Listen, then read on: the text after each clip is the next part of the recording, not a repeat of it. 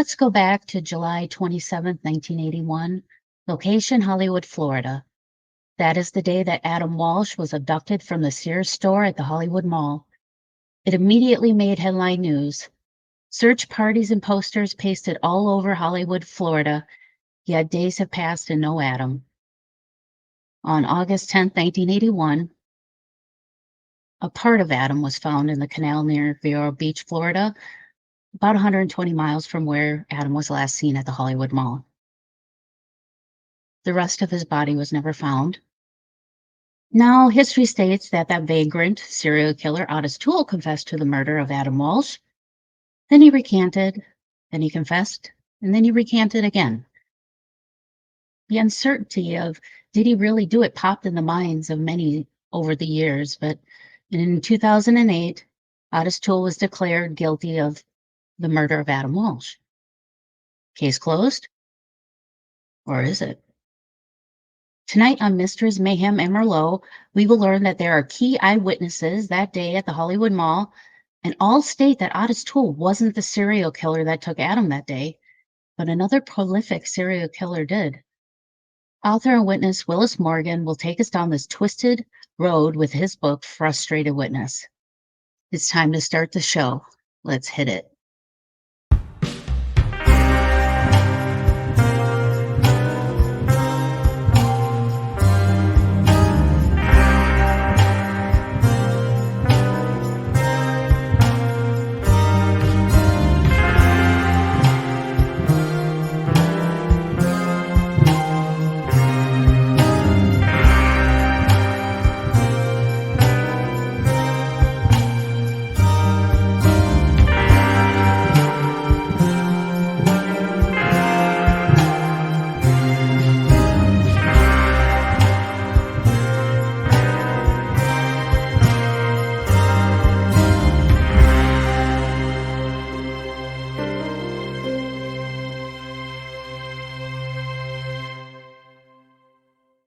Willis Morgan was born in Port Jefferson, Long Island. He graduated from Bellport High School and went to Suffolk County Community College before joining the United States Air Force as a security police officer. In 1972, Willis moved to Miami and started working for the Miami Herald, and in 1977, he became the supervisor in charge of the training program for the press room. In 1981, Willis became involved in the Adam Walsh case after he had an encounter with one of America's most notorious serial killers in a Radio Shack located in the Hollywood Mall in Hollywood, Florida. The day was July 27, 1981. That was the same day that Adam Walsh was abducted. Now, after being brushed off by the Hollywood Police Department when he tried to tell them what happened, Willis spent well over 4 decades trying to find justice for Adam. After the Hollywood Police Department closed the case on December 16, 2008, pinning Adam's murder on a serial confessor, Ottis Toole, Willis started tracking down other witnesses to find out where the police went wrong. It was also about that time that Willis started writing his book, Frustrated Witness. Willis wants the world to know that it was not Ottis Toole who murdered Adam. Welcome to the show, Willis. It's a pleasure having you on. So welcome to the show, Willis. Thanks for being on Mysteries, Mayhem, and Merlot. Now, let's go back to when your life started in Florida. In 1972, when I moved to Florida, and I started working for the Miami Herald, we will work 4-day work week, 10-hour shifts, 4 days a week, 40 hours a week. So anyway, in 1981, on July 27th, was my middle day off on a Monday. My days off were Sunday, Monday, and Tuesday. And I decided to go to the Hollywood Mall to have lunch at the German deli located inside the mall. And on my way to the German deli, I decided to stop off in Radio Shack. And it was in Radio Shack when this young man approached me and tried to start a conversation with me that turned out to be extremely bizarre. Really? I never responded to him. So he eventually just got so angry, he turned around and stomped out of the Radio Shack. But that encounter was so bizarre that I knew somebody was going to be in trouble. What was his behavior like? Like, was he just awkward, or was he just like trying to get information? Like, what was his reason to go up to you to want to talk to you? Right. Well, it wasn't just his behavior. It was his whole persona. It was he was disheveled. and had this dead look in his eyes, and at the same time he was smiling while he was trying to ask me questions. He was asking me, nice day, isn't it? Things like that. And so Uh-huh. I didn't respond. My thinking was, if you respond, it just initiates conversation. So he got Yeah. really angry that I wouldn't respond, and he eventually just turned around and stomped out of the Radio Shack. But Strange. Okay. because of that encounter that I had with this, because of this encounter, I knew somebody was going to be in trouble. But my thinking was he would approach somebody my age, and I was about 34 at that time, and he was about 21. This guy that I would find out 10 years later, his age. And so I was watching him, but I was thinking that he was going to go up to someone. There would be words exchanged like he tried to do with me, maybe a shoving match or a fight. And somebody might need a witness or some help. But never in 1981 did I think a 6-year-old boy would be in trouble.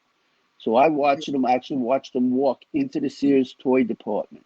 But Wow. I turned around and left because my thinking was that he's probably just playing the video games himself when I didn't see him come back out of the toy department. That was all I was thinking. And I went home, and it was that very same evening that I heard about this abduction. And they mentioned on the radio, or on TV, I should say, it was on TV, on the local news station. They mentioned the Hollywood Mall, the toys department, and the time of day, which was the exact time that I saw this guy walking into that toy department. And I knew it had to be that guy. I just didn't have a clue who he was. He never did tell me his name. It's been a frustrating 5 days since 6-year-old Adam Walsh was last seen. His disappearance has prompted community-wide concern in South Broward. Late this afternoon, volunteers met with Adam's parents to continue their search. Close to tears, John Walsh stood on a car asking people not to give up hope. We've searched and searched for Adam, and we haven't found a body. So everybody thinks he's alive. We do too. And we feel that since you people have searched so hard, the best thing we can do now is get these flyers in everybody's hands, because the police are so frustrated. Nobody's really come forth, and the clues that we have, really, we haven't come up with anything substantial. Adam's mother, Rive Walsh, says the new strategy in the search is to expand it beyond Hollywood. The most important thing now is to get the flyer that the people can do is to get the flyers out of the area. Now they have to use their own detective, their own senses to think of their own ideas. I don't want them to wait for someone to tell them what to do. The reward for information leading to the whereabouts of Adam Walsh is now $50,000. Spiro Canton, Newswatch 10 in South Broward. So I went to the Hollywood Police Department. They did tell them my story, yes, and they just brushed me off. I walked out of there feeling like a jerk for wasting my time even going there. That's how bad they treated me when I went there. I say all they wanted was a tag number and receipt to prove I was there. And in the end, I didn't have either one of those because I didn't buy anything. And the encounter happened in the interior of the mall, not outside in the parking lot like other witnesses were. So I didn't have that. They told me at the time, okay, we have your statement. If we need you, we'll contact you. And they've never contacted me. And days later, composites started coming out that I knew whoever gave those composites at the time. I didn't know who the witnesses were at that time that gave those composites, but I knew whoever gave those composites saw the same person I saw because they were as good as you can get. In fact, I didn't think I could do any better. So that's why I never bothered to call the police back and tell them, yes, that's the guy, because I'm thinking, well, I have nothing to offer. They have their composite now. What else can I do? And so I let it go. Yeah, because basically the information that you would have given them is basically what the composite was. What does this guy look like? Did anybody see him driving in a vehicle? Things like that. So you pretty much say, okay, they got the information that I would have given them. And of course, when you see that on TV at that night and you're sitting on your couch, your gut probably just dropped to the floor because you just had that gut feeling. So once you went to the police and they kind of shooed you away, what happened after that? What did you try? And I mean, did you still have that knowing thing in the back of your head that you felt like you had to do something more than what you had already done? Or before they found Adam, like what was that week prior to that? I did try to do something. What I did was they were asking for volunteers to join search parties. And so I joined because I felt so bad about what happened, that I was there and maybe I could have done something, and I turned around and left. And so I joined the search parties, and we were searching backyards, garbage cans. They explained to us what to look for, Adam's captain's hat and the shirt he was wearing and the flip-flops and all that. And we were looking everywhere. But of course, we've never found anything. After that, I was reading stories because I worked for a newspaper. So I was keeping up with the story. And I was reading about them going after John Walsh's house guest because they considered him to be a prime suspect because he had, according to their theories and their beliefs, he had the motive and everything else to be a suspect. So my thinking was I knew it couldn't be this guy. I never even knew what he looked like. I never saw him, but I knew it wasn't him because they were saying that Adam was targeted in revenge by this guy, James Campbell. And I knew that wasn't the case because he came up to me first and he meandered through the mall before he ended up in the toy department. So Adam wasn't targeted. And like I said, I knew it wasn't this guy. Had they charged this guy, James Campbell, I would have gone to his aid. But they never charged him. Eventually, they dropped the case against James Campbell. Now, Adam was found August 10th, 1981. The case lingered for a while, for about 2 years. And then in 1983, I went to work on the night shift.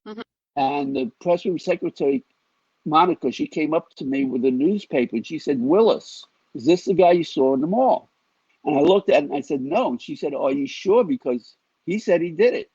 And I looked at it again and I said, "No, that's not him."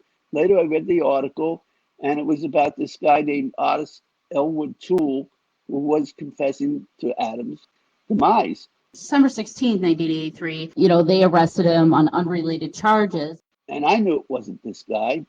I was thinking about going back to the police to tell them, no, this guy wasn't the guy, but I didn't.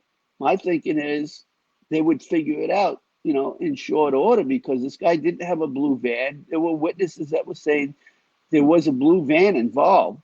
Some of the witnesses that were outside in the parking lot that also witnessed this incident.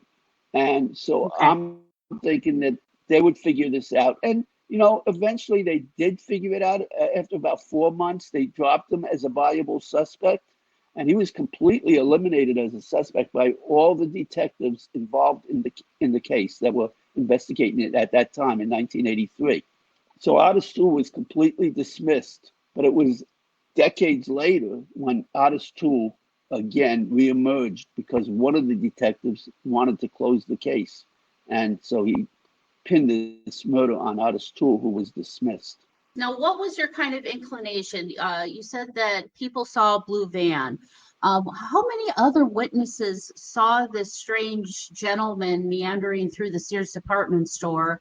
Were there other witnesses, anything that went to the police, or were you the only one that went to the police with this particular suspect other than the person that identified or did the composite sketch? Well, some witnesses went to the police. Some tried to call them. They couldn't get through. Some were told to come back in 2 weeks. The investigator that's on that case is on vacation. They were given all kinds of excuses and reasons. Which is very detrimental to the case because when you take an eyewitness's statement, a lot of times it's hard to recall. And when you have to wait 2 weeks to give a statement on something that you saw briefly, you're not going to get very accurate information. The Hollywood Police Department refused to release the case files, okay? And in 1995, there was a lawsuit against them. And it was by a reporter named Jay Greeland. And he eventually won that lawsuit, and they were forced to release the case files. That was in 1996. Okay. They had released them. I never did get a copy of those files, and years later, after they closed the case, they were forced to release the files again. because once the case is closed, see, their excuse for not releasing them was that this is an open case, it's still being investigated, and once they closed the case, they couldn't use that excuse any longer, so they had to release the case files. And I got a copy of them, and that's when I started looking through them, and that's when I saw that one of the composites in there that I was thinking was from the Hollywood Mall, and I realized when I was reading the case files that one of those composites weren't from the Hollywood Mall. It was from another mall where there was an exact same incident with a white male, 6 feet tall, with a blue van. And everything in that incident mirrors the Hollywood Mall incident, except for one thing. Reve Walsh took Adam to the Hollywood Mall to shop for a lamp and left him in the toy department. Ginger Keaton went to the Twin City Mall to shop for a dress while she left her son in the toy department. This disheveled man came up and tried to snatch and grab her son, Terry Keaton, who was at the time 10 years old. So he managed to get away. Adam was only 6. He couldn't get away. He ran to the clothing department and begged for help. There was a woman with her son, a 10-year-old son there, and he begged her for help. And his mother was corner of the mall. They saw this guy that they had that tried to grab Terry, and Terry pointed it out to his mom and said, "Mom, that's the man. That's the man." And she says, these are her words, that he gave her this stare that made her so scared that she just wanted to get out of there. She grabbed her son and got out of there and went home. And wow. She said on the way out, she saw a blue van parked there, and she didn't, at the time, thought it could possibly be connected, but didn't really think too much of it. And anyways, this was on July 13th, 2 weeks on a Monday, two Mondays before Adam was abducted. So after Adam was abducted, witnesses from that incident, July 13th, and the police chief, John Atwater, all called the Hollywood Police Department to tell them they think that incident is related to the Adam Walsh case because everything is matching, including the composites. Out of an attempted abduction at this Sears store in North Palm Beach has police interested. The woman told detectives she saw a man chase after a young boy here a month ago. 2 Hollywood detectives went to North Palm Beach today to question 4 Sears employees. The detectives said it was possible the woman saw a security guard chase a young shoplifting suspect, but they emphasized they still have to question several more people, including the 10-year-old boy who was the target of the supposed abduction attempt.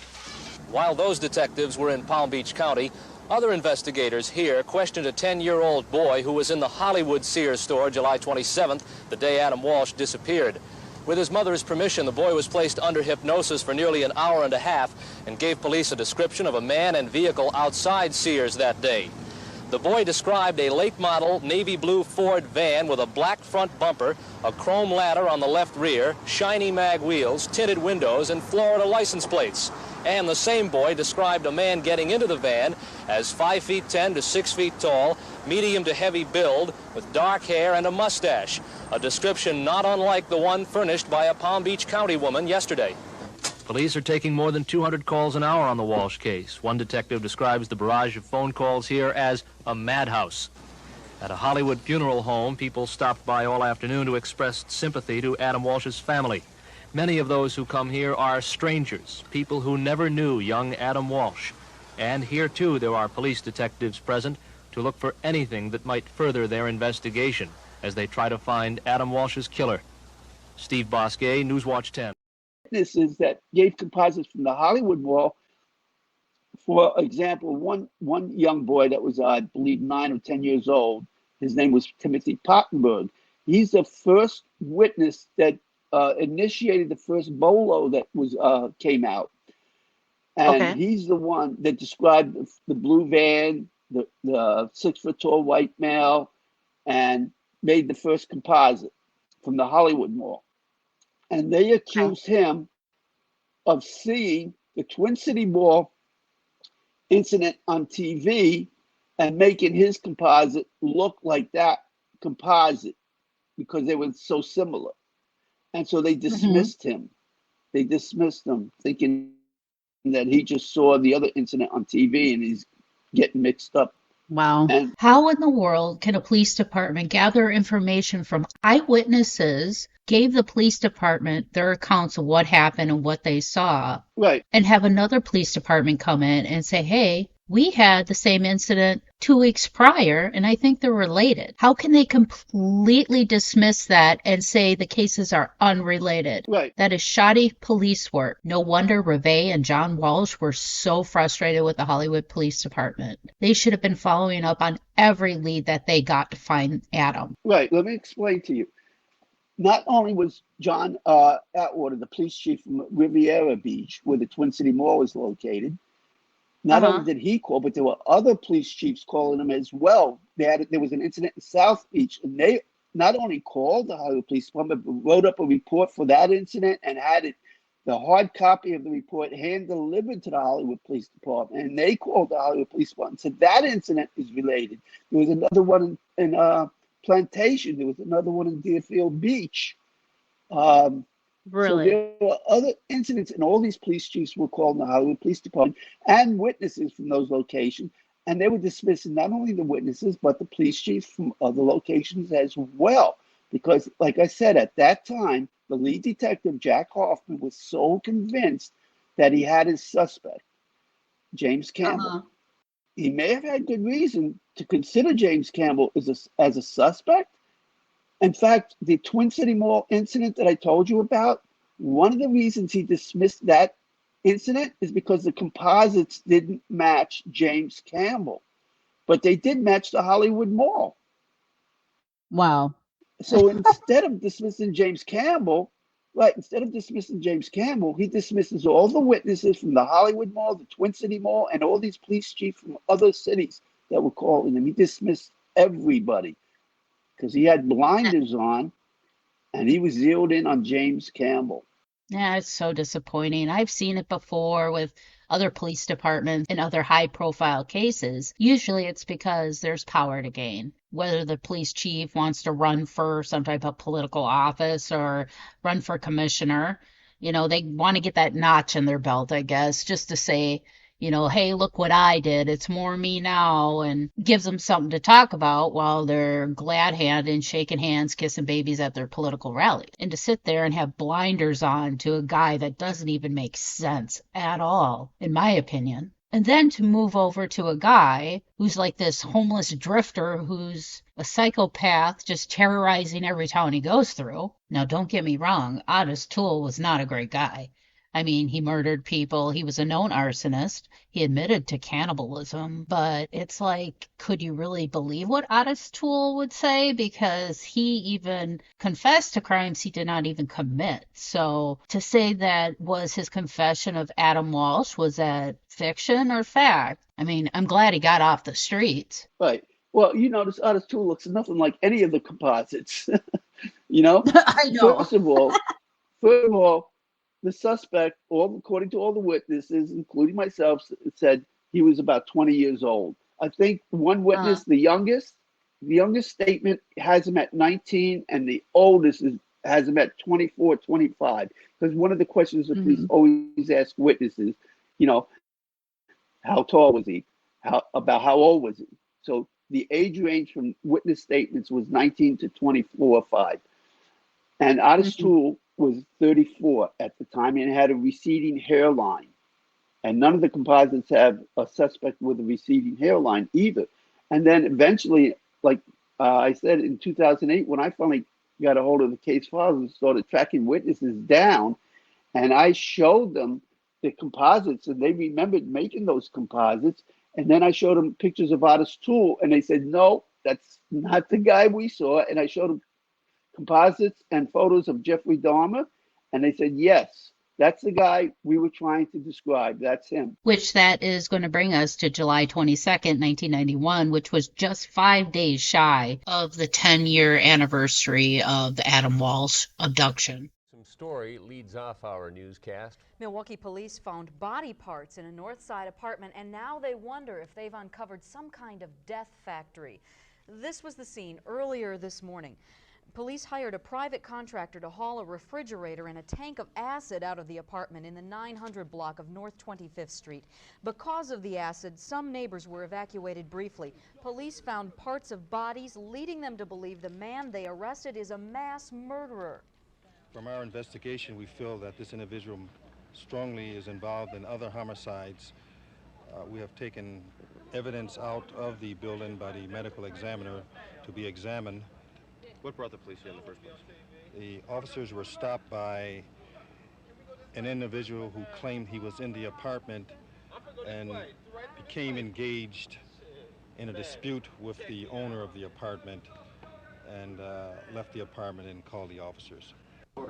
A 31-year-old man was arrested at that apartment. The Milwaukee County Medical Examiner will release more details on this case. That day you go to work, start seeing the newspapers coming out of the press, and you see this mugshot, and that's the very same face that you saw 10 years prior at the Hollywood Mall. What the hell went through your head? I mean, I think I would have just entered a Twilight episode if that would have happened to me.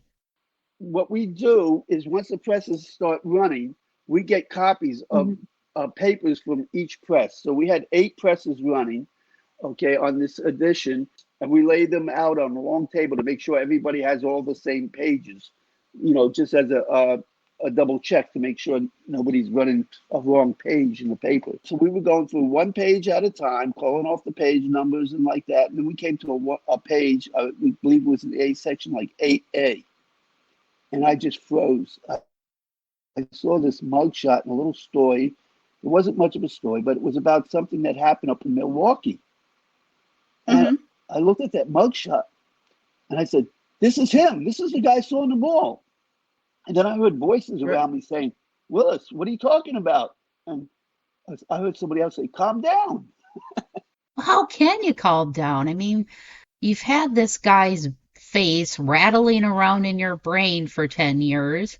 Nobody will listen to you, even though you know your hunch is probably 98% right. You can finally put flesh to the paper and see the face that you saw July 27th, 1981, and taking this guy's picture, who is now in the public eye, and bringing that to the police department to say, hey, can we take a look at this to see if this corresponds with any of the witness statements to say that this guy's a better fit than Ottis Toole? So I did go back to the police department. And when I went back to them, again, they blew me off. They told me, well, the detective is on vacation. He'll give you a call back when he gets in. And it took like 4 months later. He finally called me, asked me to come in. What happened was, in the meantime, during those 4 months when he called me, I went to the storage room, the Mayhem Merlot library, we called it. It was really a storage room because back in the 80s, they didn't have computers where they would save digital copies of things. So we saved hard copies of every paper in a large storage room. So I went to them and I asked them to find a composite that was in the paper back in 1981. And they gave me a composite. And I had the mugshot from the paper. And I took that back when Jack Hoffman finally called me in after 4 months to come in for an interview. I took that composite with me from the library. And then I took the mugshot from the newspaper. I took the newspaper with me. And I went back to see him. And I showed it to him. I said, look, this is the guy I saw in the mall. And he looked and his jaw dropped. And really? I was thinking he knew something, but he wasn't telling me. His response was, I don't see it. They look nothing alike. And I'm thinking, really? What do you mean? Nothing. Nobody else I showed it to said that. But I didn't realize at the time, this guy had already gone into full cover-up mode the day Jeffrey Dahmer was captured, because he did not want to make the connection whatsoever to Jeffrey Dahmer. He did everything he could not to make that connection, and he completely dismissed everything. In fact, he took 1.5 years for John Walsh to finally convince him to go up and interview Dahmer. He did not want to go up. He made one excuse after another not to interview Jeffrey Dahmer. Finally, John Walsh got fed up because Jeffrey Dahmer's own father, Lionel Dahmer, called John Walsh at America's Most Wanted and told him he thinks his son murdered Adam in his own book. Lionel Dahmer wrote a book called Father's Story. It's about the life raising Jeffrey Dahmer, and he talks about how he called America's Most Wanted and told him that his son murdered Adam. Once you were able to get the case files, and then you had access to the witnesses that were there, and the one that, you know, Terry almost got abducted by this gentleman, did they confirm that Dahmer, that was the man in the composite? Oh yes, of course. In fact, before I ever even contacted Terry, okay, and showed him composites of Dahmer, and his story is that back in 1991, remember, I didn't get the files. I didn't contact Terry till it was like 2009, after the case files were released. So, when Dahmer was captured, he was in his living room with his mother. They were watching TV, and there was a story about Dahmer that came on, and he jumped up out of his seat, according to his mother and himself. He jumped up out of his seat and said, "Ma, look, that's the guy. That's the guy." And his mother also saw the guy, because remember, they were out in the corridor when he pointed him out to his mother. And his mother said he gave her this look that scared her to death. So she confirmed. She said, "Yes, that's him." So this is before I even contacted him, that he said it was Jeffrey Dahmer, as well as numerous other witnesses. Okay? John Walsh wrote his book, Tears of Rage. I don't know if you ever had a chance to read it, but the rage was over the way the Hollywood Police Department was conducting his son's investigation. He has a lot of nasty things to say about the Hollywood Police Department. Okay, when he wrote that book, he called them the biggest bunch of stumbling, bumbling idiots since the Keystone Cops. When they pinned it on Ottis Toole, all of a sudden, in 2008, the same police department are his best friends and colleagues. It's like the Stockholm Syndrome. You know, he was victimized twice, you know, once when Adam was murdered, and once by the Hollywood Police Department for giving him a false closure. Back in 1981, when they were investigating, these detectives were stumbling all over the place. They had no clue what they were doing. They never had a case this big, so they had no clue how to handle it. What they did, they wanted to do polygraphs on the Walshes, so they hired this detective out of South Beach. He was a homicide detective for Miami Beach Police Department. But on the side, he had his own business also called the Southern Institute of Polygraph. And the Hollywood Police Department hired his company to do the polygraphs. So this detective, his name is Detective Joe Matthews. He's the one that did the polygraphs. And he exonerated the Walshes and James Campbell. So when John Walsh became the host for America's Most Wanted, this detective called John and befriended him. And John Walsh remembered that he was the one that exonerated James Campbell and himself. So John went and hired him as the senior lead investigator on America's Most Wanted. So now John had one of these bumbling, stumbling, idiot detectives, those are his words, on his show as the senior lead investigator for 12 years, feeding him this false Ottis Toole narrative.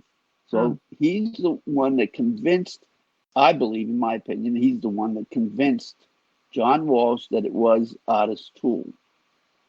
Now, he wrote a manuscript called the Matthews Report. It's a 400-page manuscript pinning the murder on Ottis Toole. And it was this manuscript that he gave to the Hollywood Police Department that they used to close the case. After the case was closed, he took that manuscript and gave it to his co-author, took that manuscript and formulated it into a book called Bringing Adam Home. Now, nobody can get a copy of that manuscript, but what we do have is a copy of Joe Matthews' book, Bringing Adam Home.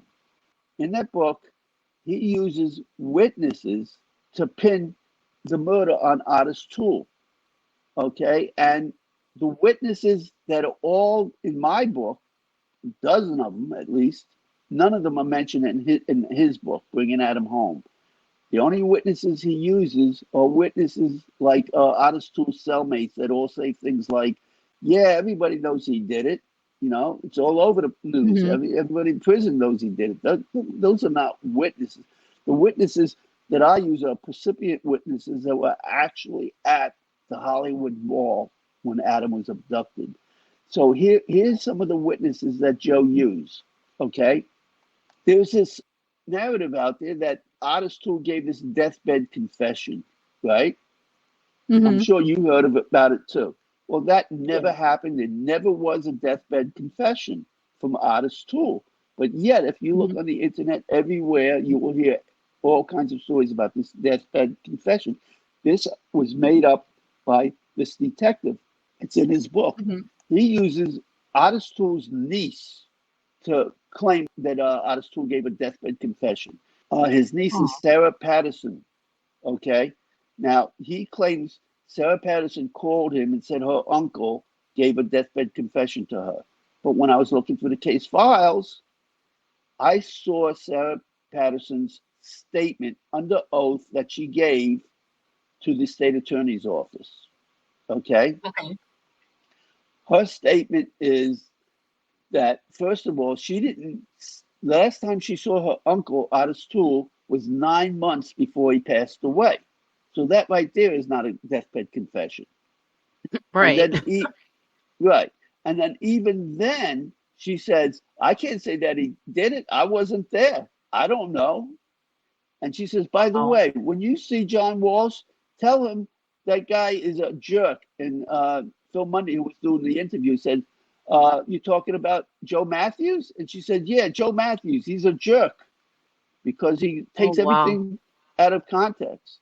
Another one that he claims overheard Ottis Toole giving that deathbed confession is his name is Barry Gramilli. Okay. Now he claims Barry Gramilli was the one that was in charge of the infirmary where Ottis Toole passed away. Okay. So he claimed Barry Gramilli in his book, Bringing Adam Home, called him and said that he overheard the deathbed confession. Well, you know, Sarah Patterson has passed away. So is Barry Gramilli. So there's no way to hear their story now. But what there is what they left behind. Barry Gramilli also gave an interview with the state attorney's office. And in his interview, under oath again, this is what he said. Okay, I'm paraphrasing. I don't have it in front of me.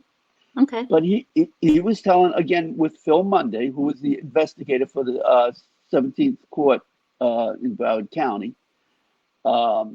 He said, Barry Gramilli said that I was watching TV one night and I heard John Walsh come on and say something about a deathbed confession. And that's just not so. Ottis Toole never opened up about anything.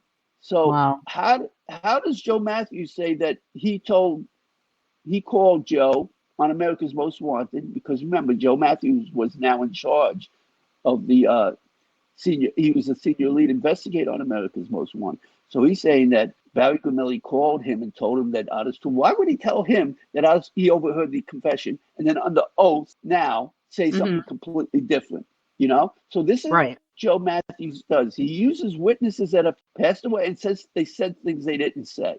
Yeah, because they're not alive to say otherwise. Nobody's going to read the case files to figure out the truth. What the narrative is that they're using, okay, is that the security guard was called. She put 4 boys out into the parking lot, Adam being one of them, and he was wandering around out in the parking lot, and the Ottis Toole offered him candy, and the boy, Adam, willingly got into his car. That's the narrative that they used to close the case, which flies in the face of all the witnesses that saw Adam being dragged out of the store. Okay? Phil Munday saw Adam, when he went to Sears, okay, he lost his parking space because there was this blue van parked in the fire lane and it was blocking traffic and cars had to funnel around it into a single lane, north and southbound. And because of that, somebody zipped into the space he wanted and he had to get a further space out. And when he went into the Sears, he had to walk around that blue van that caused him to lose his space. So he was a little upset.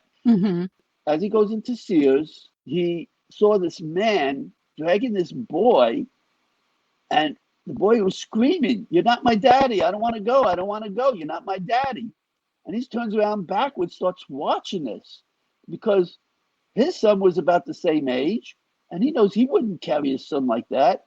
And he tried to remember the incident and remember the boy. He couldn't remember everything, so he concentrated on Adam. Mm-hmm. Okay? Now, when he called the police, he described Adam to a T. You know, he mentioned, and the thing is, when you read his statement, they dismissed him before he even gave his statement. What happened was he went to the Hollywood Police Department first, and he talked to Detective Mark Smith, who completely dismissed him, because this was in 1991, after Dahmer was captured. And I believe they went into full cover-up mode. When I went back to them, and I showed him that composite, and Jack Hoffman realized that was from the Twin City Mall. He didn't tell me that composite was the wrong composite. I didn't know about it until 2008 when I got the case filed. But he knew because he's the one that investigated the Twin City Mall. And he completely dismissed it. Phil went to the police, and Mark Smith dismissed him. So he went over Mark Smith's head to his supervisor, who was, I think he was Lieutenant Dunbar was his name. And he also dismissed Phil. Even though Phil described the incident to a T, but this was years later, he couldn't remember the exact day that it was by this time. So he went to the state attorney's office to tell them the story, and it was Phil Munday that interviewed him and dismissed him before the interview even took place. In fact, he wrote a letter, Phil Munday, attached to the interview, saying the only reason he's given Phil this interview because Phil went to Mark Smith, was dismissed, went over Mark Smith's head to Dunbar, and was also dismissed, and he worked his way over to my office, and he's very sarcastic and demanding this interview, so I'm going to give it to him just to satisfy him. During that interview, Phil mentions about Adam's clothing, everything to a T. He describes Adam, and then he mentions the blue van, and Phil goes, "Oh, there was a blue van?" And yet, still, in the end, he dismisses this guy because he couldn't remember what day it was exactly. July 27th, after 10 years. But even though he gets everything else right, they still dismissed him. And this is what they did with one witness after another. They found one way to dismiss every witness. Another one, I'll give you real quick. Vernon Jones. Vernon Jones was a 9-year-old black boy. He was visiting his grandfather, Ottis Toole. Ottis is with 2 T's. Otis is 1 T. O-T-I-S, and Ottis is O-T-T-I-S. But anyway, Ottis Toole went to the Hollywood Mall with his son, with his nephew, Vernon. He wanted to go buy some tools in the tool department, which was right near the toy department. So Vernon stayed in the toy department while he went to shop for tools. And while he was in the toy department, he ended up playing a video game with Adam, who was an Atari baseball game. And Vernon says there was this disheveled man standing 15 feet away, and he was hissing at him, like, "Psst, psst, hey, come here," like that. Really? Vernon kept trying to ignore him, but the guy kept trying to, call him over. Looking at the guy, he heard a loud crack. He turns back around. It was Adam just managed to get a grand slam home run, and Adam had this big grin on his face because Adam was 6 and he beat the older boy. And Vernon said he was upset that he lost, so he went around to the other side and started playing Donkey Kong. A while later, as a 9-year-old kid, he didn't make the connection back then, but he saw this guy, the same guy that was hissing at him, with the boy passing his aisle, and he was dragging him by the hand towards the exit. And he didn't think all that much of it. But later on that night, when they were at home, the story about Adam was on the news. And so his grandmother said, "Hey, Vernon," he was in the bedroom at this time, said, "Vernon, get in here. You were at the mall in the toy department. Did you see this boy?" And Vernon looks on the TV, he goes, "Grandpa, that's the boy I was playing the video game with." So his grandfather takes Vernon the next morning and goes to the Hollywood Police Department. As they approached the entrance, there was this big, heavy-set white police officer standing there chewing tobacco. He walked up to the police officer and said, "Sir, I'm here to report an incident about that abduction yesterday." And the police officer turned to his grandfather and said, "Boy, I ain't got time for you," and spat a wad of tobacco on his grandfather's shoe. Vernon says to this day, still remembers the tobacco splattering all over his grandfather's shoe, and he couldn't understand why this police officer was calling his grandfather boy when he was so much younger than his grandfather. And because at that age, he didn't understand racism till years later. Yeah. As Vernon grew up, he wrote a very compassionate letter to John Walsh, explaining that, he was in the toy department. And, John Walsh sent that letter to the Hollywood Police Department to call Vernon. To this day, they've never called Vernon. They refuse to call him. So, and Vernon says that, since that incident, his grandmother and grandfather and parents, they got him into karate school. So he grew up, he ended up getting a black belt. He opened up his own karate school, and he goes around to police departments all over the country and talks about his incident that he had. And he says, and through all of that, all of these other police departments that have listened to him, the Hollywood Police Department refuses to even listen to what he's got to say.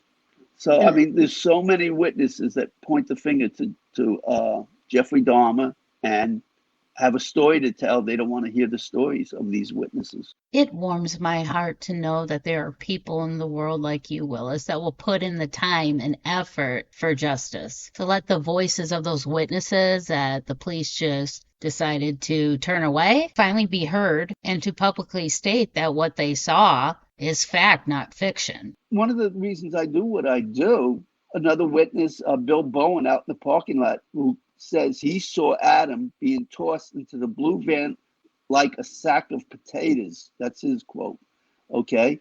And he for a second put his guard down because he was thinking that was an older brother. Okay. Yeah. But then the van took off so fast, he says to this day he can still smell the burning rubber, and he got a partial tag number, gave it to the police. They, of course, dismissed him as well. Another witness, because like I said, there's so many witnesses. Another witness, Mia Taylor, who was in that same Sears toy department the day before Adam when Jeffrey Dahmer tried to abduct her brother. And she was there also on the day, 2 days in a row, when Adam was abducted. And she saw Jeffrey Dahmer leaning over Adam, and she wanted to stay a little longer in the toy department. Her mother came, and her mother says, "No, his father is here now. Let's go." So they left. And so she thought, her mother thought it was his father. One witness thought it was an older brother. Another witness thought it was a stepfather. Had I gone further into that toy department, I would have known better because of the encounter I had. I would have known he wasn't his father, his stepbrother or stepfather or an older brother. I would have known better. Maybe I could have done something. That's why the fact that I know it wasn't Ottis Toole, the fact that I know it was Jeffrey Dahmer, that he was there, not only I say that, but all these other witnesses as well say the same thing. And the police still go and pin it on an innocent man just to placate the Walshes. Now, after doing all this research on seeking justice for Adam, what is something that people could take away from this interview to help them get a better understanding of how the justice system works and what rights you have as an eyewitness, and to make sure that your voice is heard? Well, you're asking some really good questions, and they're really tough to answer. My goal is just to let people know the truth of what happened, okay? That it was not Ottis Toole. He had nothing to do with this. Quit pinning murders on innocent people. I list other cases where they've done the same thing right here in South Florida, pin murders on innocent people. I list some of them in my case, like think of one. Frank Smith, okay? They pinned a murder on him that he didn't do. He spent 14 years on death row where he died of pancreatic cancer. And only after he died did they catch the real guy with DNA. In the meantime, while he was sitting on death row all those years, this real guy was committing other murders out there, 11 of them, while he was on death row. So this, they go around, they pin murders on innocent people, Even though there's exculpatory evidence proving they're innocent, they'll go and hide that evidence just to get somebody convicted. And so you have prosecutors that go along with this. They say they're not prosecutors, they're persecutors. When they have evidence proving it wasn't somebody, and you still go after them.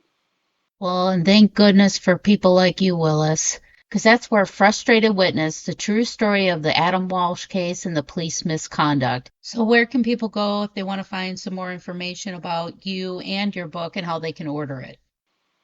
Yes, you can just go to frustratedwitness.com. That's my website, okay? And I have a Facebook page. You can go to Frustrated Witness on Facebook or my personal website page, just my name, Willis Morgan. And you can contact me through there. All right. Well, thank you so much, Willis. I would just like to take a moment and give recognition and acknowledgement to all the good that came out of such a tragic event. It led to the creation of the National Center for Missing and Exploited Children, the 2006 Adam Walsh Child Protection and Safety Act. And it also led to a new type of television show where John Walsh was putting bad guys behind bars and getting them off the streets, while Reve was helping families reunite with their missing loved ones and helping the families find justice for the ones that didn't have that reunion. It has led to a nationwide awareness where we can never let that train lose steam. I am humbled for people like Willis Morgan, who have dedicated 40 years of his life to seek the truth because it's the right thing to do. So I urge you to visit his website, frustratedwitness.com, purchase his book so you get a good understanding what it's like to deal with a corrupted police department. And knowing that this little boy was the victim, John and Reve had no voice. So they have dedicated their lives and people like Willis to do the right thing.